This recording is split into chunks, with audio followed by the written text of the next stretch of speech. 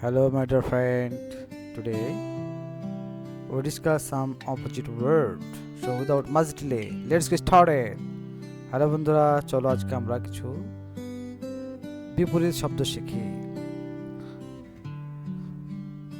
Fast দ্রুত, slow ধীর, টল লম্বা, শর্ট খাটো, ইয়ং যুবক, ওল্ড বৃদ্ধ, ফ্যাট মোটা, থিন চিকন, সুইট মিষ্টি, বিটার তিতা, এমটি খালি, ফুল পূর্ণ, হেলদি স্বাস্থ্যবান, সিক অসুস্থ, বয় বালক, গার্ল বালিকা, রিচ ধনী, পোর গরিব, ম্যান।